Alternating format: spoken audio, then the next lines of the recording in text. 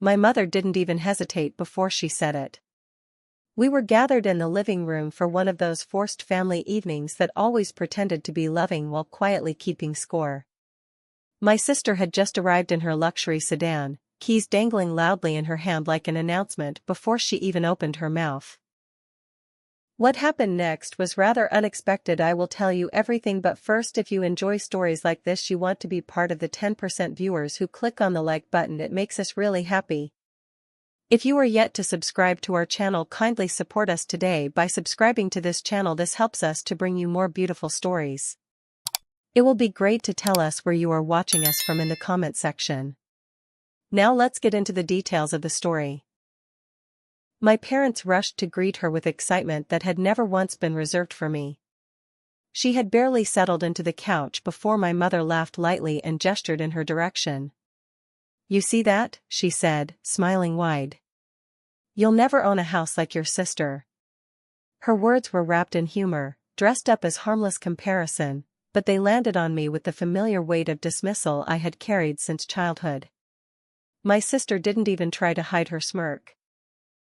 She leaned back comfortably, crossing her legs, her eyes glittering with quiet superiority, as if the house she owned, the one my parents constantly praised, was proof enough of her worth.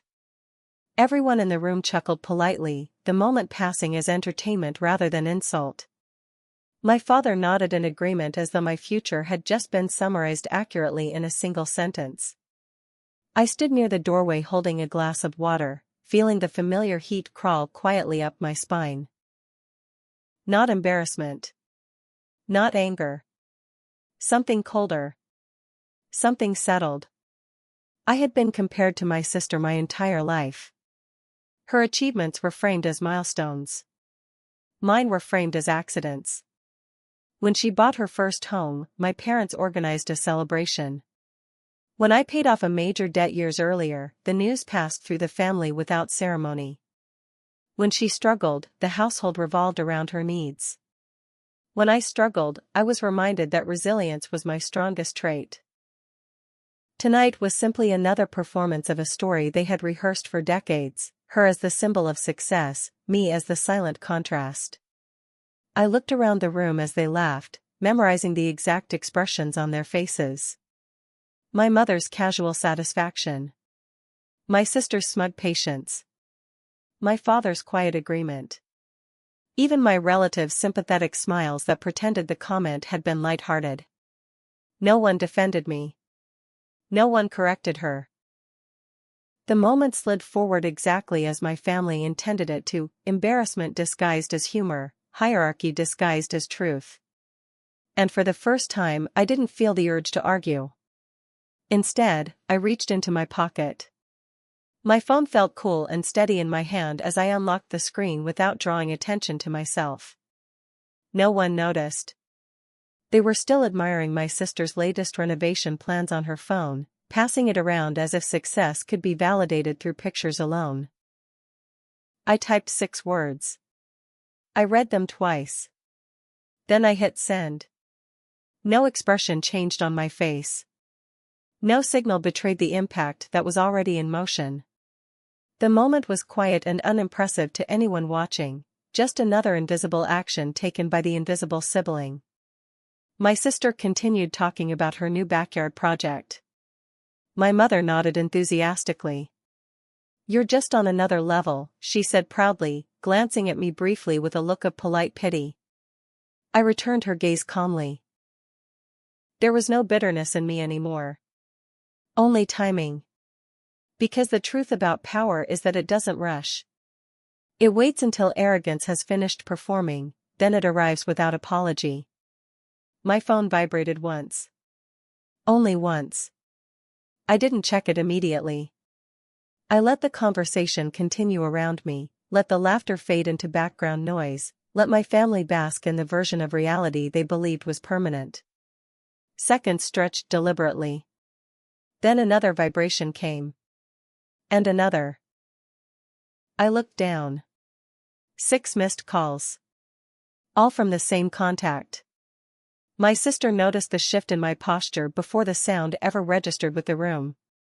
"Everything okay?" she asked casually. I smiled faintly and nodded. Yes, I said. More than okay. That was when my mother's phone rang loudly on the coffee table. She stared at the screen, her smile faltering slightly as she answered. Hello, she said lightly. Her expression changed almost immediately. I watched as confusion replaced confidence, as her face drained of casual superiority and tightened into quiet attention. The person on the other end spoke for several seconds without interruption. My mother didn't laugh. She didn't interrupt. She just listened. When the call ended, she held the phone in both hands as if it had suddenly grown heavier than she expected. She looked at me. For the first time that night, she didn't look amused. She looked uncertain. And in that moment, I knew my text had landed exactly where it needed to. Long before that laugh ever echoed across my mother's living room, long before my sister's smirk ever found its confidence, my life had been unfolding in a quieter, heavier rhythm that no one ever cared to measure. While she moved through life with loud milestones and public praise, I learned to move through mine with silence and strategy. Every promotion I earned came without celebration, every bill I paid came without acknowledgement, and every setback I overcame was framed not as effort but as expectation. From the outside, I looked ordinary, unremarkable, a steady background figure to my sister's spotlight. From the inside, I was fighting battles that required patience more than applause. Late nights studying finances I didn't understand yet, early mornings working shifts that drained my body but strengthened my resolve, and countless evenings choosing discipline when comfort would have been easier. The first real fracture in my confidence came years ago when I tried to share a small success with my family. I had finally paid off a significant personal debt ahead of schedule, a quiet victory that took years of sacrifice. When I mentioned it at dinner, my mother smiled politely and said, "That's nice," before immediately turning back to my sister's upcoming vacation plans. The message was clear without being spoken: her experiences mattered, mine were footnotes. That night, for the first time, I realized that if I ever wanted my life to change, I couldn't rely on being seen in that house. I would have to become invisible on purpose, so I could build without interference, comparison, or ridicule. So I stopped explaining myself. I stopped announcing goals. I stopped defending my pace. I let them believe whatever narrative made them most comfortable, that I was behind, that I was struggling, that I lacked ambition. In reality, I was constructing something far more powerful than a response to their doubt. I was learning how to grow without witnesses. I tracked every expense. I saved relentlessly. I learned to invest in places no one in my family had ever mentioned. I took risks that looked like stagnation from the outside but quietly reshaped my future beneath the surface. Every time my mother compared me to my sister, every time my relatives shook their heads in subtle disappointment, they unknowingly strengthened my focus. Meanwhile, my sister's life unfolded in full view of everyone. Her career jumps were celebrated even when they collapsed weeks later. Her purchases were praised even when they were financed recklessly. When she bought her house, my parents spoke of it like a crowning achievement for the family itself. They never asked how the mortgage would be sustained long term. They only admired the moment. I stood at that housewarming with a gift in my hands and a private calculation in my mind. The numbers didn't breathe like stability. They only looked impressive under bright lights. But even then, I said nothing. Because understanding long-term security had taught me that applause and longevity are rarely built on the same foundation. The years that followed tested my silence in ways I never anticipated. There were months when my savings barely kept itself intact after emergencies stripped it down. There were days I sat in my car before work just to steady my breathing before stepping into another obligation. There were moments when envy tried to creep in. Not of my sister's things, but of the way she was carried by comfort without question. But each time, I reminded myself that what I was building would not need anyone's permission to stand. It would not depend on approval. It would simply exist, solid and undeniable. On the outside, my family saw me as responsible but limited. On the inside, I became something entirely different, precise, calculated, quietly forward-moving. Every small gain was reinvested. Every mistake was adjusted for rather than mourned. And slowly, without a single announcement, my trajectory bent away from comparison and toward control. I didn't chase houses to prove worth. I chased understanding so that ownership would arrive without noise. And when it did not trumpet its arrival. It waited patiently for the moment it would be needed. Back in the living room that evening, my mother still held her phone like it carried words she couldn't yet organize. My sister was beginning to sense the shift in the air, though she didn't understand it yet. Her posture had changed slightly, the confident sprawl replaced by a careful stillness as she watched my mother's reaction for clues. My father leaned forward, curiosity finally breaking through indifference. No one spoke. The silence stretched long enough for discomfort to take shape. And I stood there quietly, watching them all process the smallest ripple of a life they had never bothered to imagine for me. My mother finally cleared her throat and said my name, slowly this time, without mockery. "Who was that?" she asked, holding my gaze. I took a slow sip of water before answering. "Someone confirming something I finished a while ago," I said simply. My sister scoffed lightly, trying to reclaim the atmosphere. "You're being dramatic," she said with a thin laugh. "You always do this mysterious thing when you're uncomfortable." I met her eyes calmly. "This isn't mystery," I replied. "It's timing." That was when my father's phone buzzed in his hand. His expression shifted as he read the message once, then again, his brows knotting in confusion. "I just got an email from a real estate office," he said slowly. "They're asking to confirm ownership records connected to a property under your name." The room stiffened all at once. My mother's breath caught sharply. My sister's laugh died instantly. The hierarchy in the room wavered for the first time in memory. And still, I did not speak. I didn't need to. The invisible years had begun to step forward on their own. My sister rose halfway from her seat, disbelief tightening her voice. "That has to be some mistake," she said quickly. "What property?" My father looked at the screen again, his voice low and increasingly unsure. "It lists an address," he replied. "And it's not hers." He slowly turned the phone so only my mother could see it. Her eyes widened. Her lips parted without words. The name beneath the address was mine. For the first time that night, my mother didn't look at my sister with pride. She looked at me with unfamiliar caution. And in that moment, I felt the invisible struggles finally begin to surface. Not as complaints, not as arguments, but as undeniable proof that silence, when sustained long enough, eventually learns how to speak for itself. The silence in the living room after my father read the address felt heavier than any argument my family had ever staged. It wasn't loud panic or dramatic disbelief yet. It was the quiet recalibration that happens when a long-held narrative suddenly threatens to collapse. My sister's smile hardened into something brittle, her confidence now searching desperately for a foothold. My mother stared at the phone in my father's hand as if it were displaying a foreign language she was afraid to understand. I stood exactly where I had been moments earlier, unchanged in posture while everything around me began to tilt. The power of the text I had sent wasn't in the words themselves. It was in what it unlocked. A sequence of confirmations that no one in that room could interrupt or control. My sister broke the silence first, her voice sharp with forced laughter. "This is ridiculous," she said. "People get spammed with fake property alerts all the time."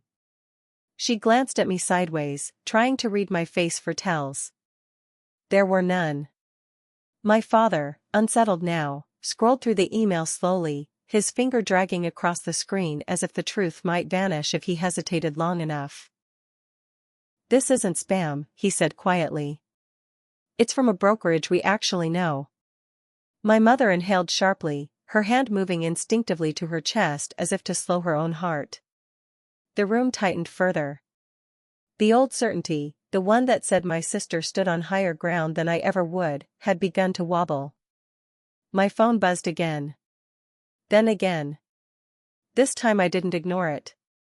I looked down calmly and read the messages lighting up the screen. Confirmations, timestamps, official acknowledgments stacking neatly behind the single text that started it all. My sister watched my hands with growing unease, her earlier smirk now replaced with visible tension. "Who did you text?" she demanded. I looked up slowly. "Someone who doesn't laugh at investments," I answered. That line hit deeper than I intended, not because it was cruel, but because it was true. My mother flinched as if she had just realized how often she had mistaken noise for progress. The third phone call came in through the speaker on my father's device. He hesitated, then answered it reluctantly. The voice on the other end was professional, calm, unmistakably official. They spoke about records, audits, confirmations, and pending documentation. Each sentence landed like another quiet strike against the illusion my family had carried so comfortably for years. No one interrupted. No one corrected them. No one could. The call ended with a final time frame and a polite promise to follow up. When my father lowered the phone, his hands were trembling. My sister stood fully now, disbelief flashing across her face in raw, unfiltered form. "So what?" she snapped. "You bought some tiny place somewhere? That doesn't prove anything." The desperation beneath her dismissal was unmistakable. I shifted my weight calmly. "It proves enough," I replied. "And it isn't tiny." The room seemed to inhale all at once. My mother's eyes met mine slowly, searching now, not dismissing. "When?" she asked in a shaky voice. "How long have you had this property?" I paused before answering, not for drama, but because the truth no longer needed softness. "Long enough that the laugh tonight wasn't innocent," I said. It was outdated. The effect was immediate and profound. My mother's posture changed, shrinking inward as regret began to carve its way through years of casual comparison. My father rubbed his face with both hands, the weight of every assumption he had ever made finally accumulating into a single, undeniable reckoning. My sister's anger rose fast, sharp and untempered now that disbelief could no longer shield her. "You did this on purpose," she accused. "You waited until we all looked stupid." I shook my head lightly. "I waited until I was certain," I corrected. "The timing was yours." The text I had sent earlier was now ricocheting its impact outward, far beyond that living room. My real estate consultant had already activated the sequence of public verification I had quietly prepared months ago. Records were being pulled. Confirmations were being processed. Third parties were verifying what had already been settled in private. I had never intended to announce it to my family in a grand revelation. I had planned to live it quietly. But tonight, their laughter rewrote that plan without meaning to. And now the invisible became visible whether they wanted it or not. My phone chimed again. A new confirmation message arrived with a digital copy of documentation attached. I forwarded it to my father without a word. He opened it slowly, his eyes scanning lines that established clarity without room for reinterpretation. When he looked up at me, his voice was barely above a whisper. "This isn't just a house," he said. It's a substantial property." I nodded. "Yes." My sister exhaled sharply through her nose. "Where did the money come from?" she asked bluntly. I looked at her evenly. "From the years you thought I was falling behind," I said. "From patience you mistook for stagnation." The room no longer held its original arrangement of power. My sister's posture had lost its casual dominance. My mother's confidence had shifted into careful uncertainty. My father's quiet authority had been replaced with quiet humility. And I stood among them not as the invisible sibling they had always spoken over, but as the quiet variable they had never calculated. The world outside that room, banks, brokers, records, systems, was now speaking on my behalf. No teasing could undo that. No smirk could reverse it. The moment that changed everything did not arrive with shouting or tears. It arrived with understanding settling uncomfortably into familiar faces. My mother finally said my name again, slowly, and without laughter this time. "Why didn't you ever tell us?" she asked. I answered calmly, without bitterness. "Because every time I took a step forward, you were too busy watching her," I said. Silence was the only way to move without being compared. My sister turned away first, unable to meet my gaze, her reality now colliding painfully with evidence. The world she had inhabited, one where she stood unquestioned at the top, had just cracked. And she knew it. My father sank back into his chair as if gravity had suddenly remembered him. My mother folded her hands tightly together, her pride dismantling piece by piece. And for the first time in my life, the value of my quiet progress stood in the center of the room without needing permission to exist. The text had not changed everything by force. It had changed everything by truth. The next evening didn't arrive with ceremony, but with an uneasiness that clung to the air long before the doorbell rang. My mother spent the afternoon pacing, straightening picture frames that didn't need straightening, wiping already clean counters as though order itself might restore the version of reality she had clung to for so long. My father sat in silence near the window, his eyes fixed on the driveway like a man waiting for judgment to pull in. My sister remained unusually quiet in her room, her confidence unraveling in private where no audience could validate it. And I moved through the house as I always had, steady, quiet, except now the stillness around me felt charged, like every wall was bracing for impact. When the doorbell finally rang, the sound cut through the house with surgical precision. My mother flinched. My father stood slowly, his hands trembling just enough to reveal what pride had concealed. I reached the door before either of them could, not out of dominance, but out of calm ownership of what was about to unfold. When I opened it, the real estate agent stepped inside first, followed by a legal courier carrying a sealed envelope thick with official markings. Their presence shifted the temperature of the room instantly. This wasn't family drama anymore. This was fact crossing the threshold. My sister came out of her room at the sound of unfamiliar voices, stopping short when she saw the strangers standing in what she still emotionally believed was her territory. "What is this?" she demanded sharply. The real estate agent introduced himself politely, professional and composed. "We're here to deliver verified documentation regarding residential ownership and valuation," he said. My sister scoffed, though the edge in her voice wavered. "To who?" The agent looked at me, not at her. "To the property owner," he replied.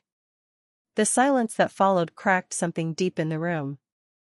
The courier placed the envelope on the dining table with slow precision and slid it toward me. My mother's hand lifted instinctively as if to stop it, then froze halfway to her chest. No one else moved. I broke the seal calmly and withdrew the contents, page by page, stamped confirmations, official transfers, appraisal reports, and a notarized declaration of title. I laid them out neatly on the table without rushing, without commentary, letting the weight of paper speak for itself. It was strange how ordinary the documents looked for something that had just overturned decades of assumed hierarchy. My father leaned forward first, his eyes scanning the pages with growing disbelief that transformed slowly into recognition, then into something far heavier than shock. This is registered," he whispered. My mother moved closer, her hand flying to her mouth as she recognized the names, the dates, the seals of legitimacy that could not be argued away. My sister reached for one of the pages abruptly, snatching it with shaking hands as though proximity might create denial. She read a single paragraph, then another, her face draining of color as the reality she had never imagined settled onto her shoulders. "This doesn't make sense," she muttered. "You couldn't have afforded this. Not alone."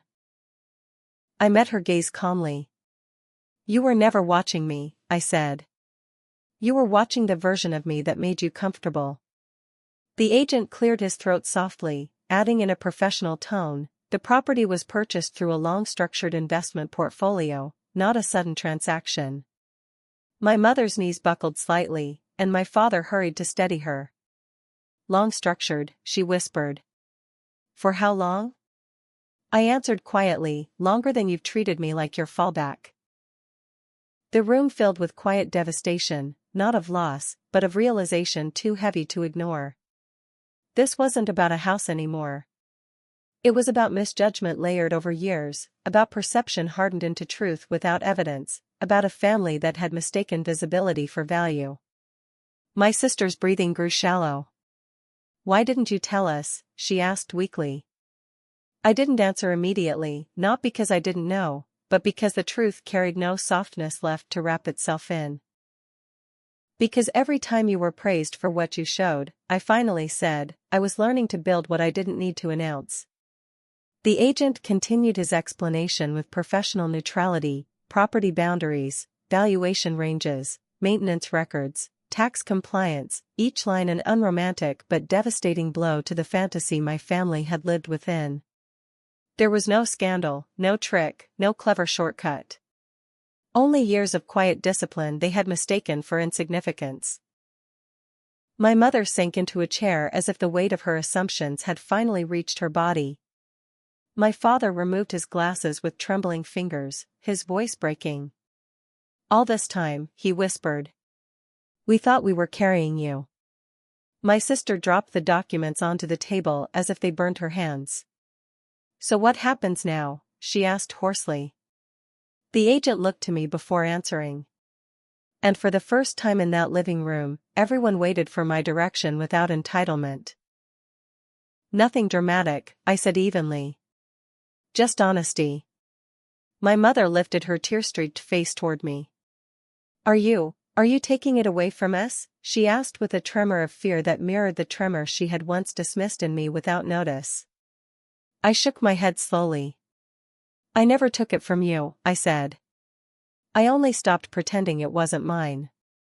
The agent gathered his materials carefully, confirming with signatures and final acknowledgments as procedure demanded. My sister sat motionless, staring at nothing, her smirk now a memory that felt like it belonged to someone else entirely. My father signed where his name was requested, slower than I had ever seen him move. My mother hesitated before adding her signature, her hand hovering just long enough for regret to pass visibly through her eyes before ink touched paper. When everything was finalized, the agent closed his folder gently. You'll receive full certified copies within 48 hours, he said to me. I nodded once. The exchange was simple. The consequences were not. After they left, the house remained still, as if sound itself needed time to relearn how to exist in a space where illusions had just been erased. No one spoke for several long moments. Then my sister finally whispered, You really own it. The sentence sounded foreign in her mouth. I nodded. Yes, I said. I always have. She looked at me with a mixture of anger, confusion, and something dangerously close to fear. Then what does that make us? She asked. I answered with gentle certainty. Guests, I said. Not because I want to humiliate you, but because the truth finally demands accurate names. The house didn't feel smaller after the truth landed. If anything, it felt heavier, as though every wall now carried the weight of conversations that should have happened years earlier. My mother remained seated at the table long after the agents had left, her hands folded tightly in front of her like someone afraid to touch the world again. My father paced slowly near the window, the familiar authority in his posture reduced to uncertainty with every step. My sister sat rigid in her chair, staring down at the wood grain of the table as if it might offer her a version of reality she preferred. And I stood quietly near the doorway, not triumphant, not cruel, simply steady in a presence they had never fully learned how to recognize until this moment. My mother was the first to speak, her voice trembling with a vulnerability I had rarely heard from her before. All those years, she whispered, you were struggling in silence. I shook my head gently, not to dismiss her regret, but to correct her framing. I wasn't struggling, I said. I was building. The distinction settled into the room like a necessary correction to a long-held misinterpretation. My father stopped pacing and looked at me with eyes far older than I had ever seen on his face. "We thought you were behind," he admitted quietly. "We thought we were helping you." I met his gaze calmly. "You weren't helping," I replied. "You were assuming. And assumption is not the same as care." My sister finally lifted her head, her eyes narrowed with a blend of resentment and disbelief she had not yet fully surrendered. "So this is it," she said harshly. "You get the last laugh." I didn't answer immediately. I let the room breathe so the words wouldn't sound defensive. "There was never a competition," I said at last. "You just turned life into one." Her lips parted in response, but no words came. For the first time in her life, no narrative arrived quickly enough to protect her. The foundation she had stood on was no longer comparison, it was reality, and it did not bend for pride. My mother stood slowly and walked toward me with careful steps, as though afraid the truth might still break if handled too abruptly. "What happens to us now?" she asked quietly. The question wasn't about property anymore. It was about identity, about the family order that had suddenly unraveled without warning. I exhaled slowly before answering. "What happens next depends on honesty," I said. "Not performance. Not excuses. Just truth." She nodded faintly, tears slipping from her eyes without resistance now. My father bowed his head in a way that looked dangerously close to shame. My sister's voice hardened again, fear giving way to defensive anger. "You think owning a house suddenly makes you better than me?" she snapped. I studied her carefully, seeing her as clearly now as she had once seen herself. "No," I said quietly. "Owning it just means I don't need to prove anything anymore." The sentence struck deeper than I intended, not because it humiliated her, but because it ended the comparison she had lived inside for so long. She looked away, recognizing perhaps for the first time that the game she believed she was winning had never been the real one. That night unfolded not with shouting, but with the slow rearrangement of relationships no longer protected by illusion. My parents spoke to me in tones they had previously reserved for authority figures and strangers they wished to impress, careful, respectful, searching. My sister retreated inward, her voice reduced to short responses whenever she was forced to speak at all. The children sensed the emotional shift instinctively and grew quieter, clinging to familiarity in a house that suddenly felt unstable in its meaning. And I moved through the rooms with a new awareness. Not as a visitor in my own life, not as a contrast to someone else's success, but as the quiet anchor of the truth everyone else had misjudged. Over the weeks that followed, the family dynamic continued its painful adjustment. My parents invited me to conversations they had never included me in before: finances, planning, long-term decisions, and each invitation felt both validating and bittersweet, as if recognition had arrived far too late to erase the years of quiet exclusion. My sister oscillated between bitterness and reluctant humility, struggling to reassemble an identity not built on constant comparison. Some days she spoke with restraint. Other days she said nothing at all. The reckoning did not resolve itself in a single emotional confession. It unfolded slowly, the way all honest consequences do. Eventually, I chose to leave the house, not in anger, not in victory, but in certainty. Ownership did not bind me to the space emotionally anymore. I had already reclaimed what mattered most. My parents watched me pack with expressions softened by regret and respect intertwined. My mother tried to speak through tears, her apologies earnest but layered with grief for all the moments she could not return. My father embraced me with a quiet tightness that spoke volumes without words. My sister stood apart, visible but unsure where to place herself, her pride now fractured by understanding she had not chosen but could not escape. When I stepped outside that final morning, the air felt different, not lighter, but honest. I hadn't won anything in the way my family once defined winning. I hadn't humiliated anyone. I hadn't taken vengeance.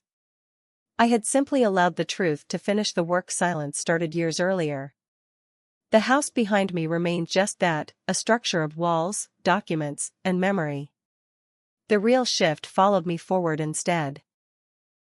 Later, long after the laughter of that night had faded into memory, my mother would finally say the words she once laughed over. "You owned more than we ever saw." And my sister, much later still, would whisper something close to an apology without fully naming it as such. The reckoning did not arrive as a single dramatic collapse. It came as a long, steady realignment of reality. They laughed once. I answered once. And everything that followed belonged not to comparison, not to smirks, not to noise, but to the quiet, undeniable weight of truth finally standing where it had always been building.